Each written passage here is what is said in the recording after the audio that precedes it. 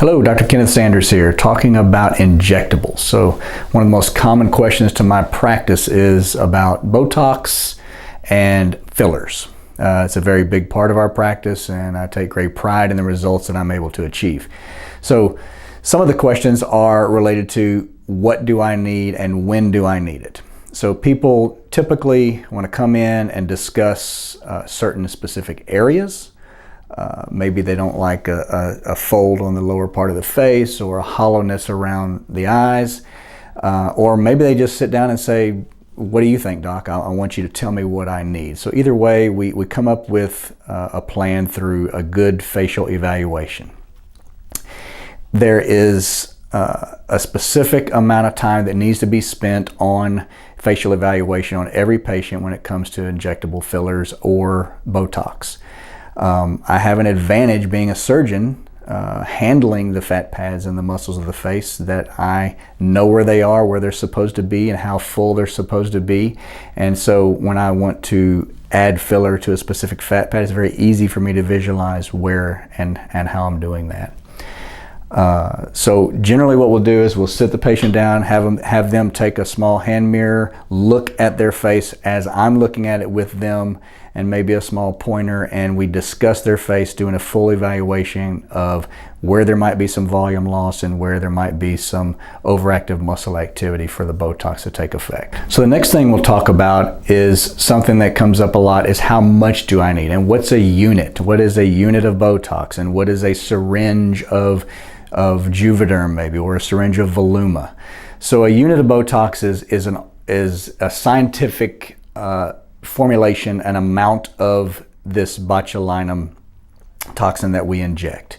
It is a fixed number. So we use certain amounts of units to achieve a result, and everyone's face is different. So there's not a cookbook number of units that any one person is going to need for any one area. It shouldn't be a cookbook anyway. I think a lot of people use random numbers and say this is the number I use in this area. There is at best a range. So for instance, in this area called the glabella between the eyes, there's a range of units that I use in my patients, anywhere from 10 to maybe 35 units. You know, it varies based on their sex, their strength of the muscles, the thickness of the skin. So everyone is different, and we should not have a single number of units that everyone gets for a certain area. When it comes to fillers, it's all based on volume. These syringes are 1 cc, 1 milliliter of the filler. And we take that knowledge of the amount in the syringe and then translate that into the amount of volume that you may need in any specific area of the face to create that more youthful contour.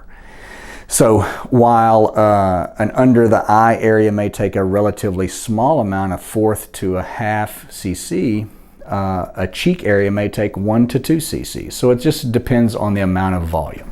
So in short, when it comes to injectables of the face, whether it's fillers and or Botox, you need to make sure your injector is someone that's well versed in the anatomy before they start to execute the injection. Anyone can put a filler into a specific spot. It's knowing where to put it, how deep to put it, and how much to put in that spot.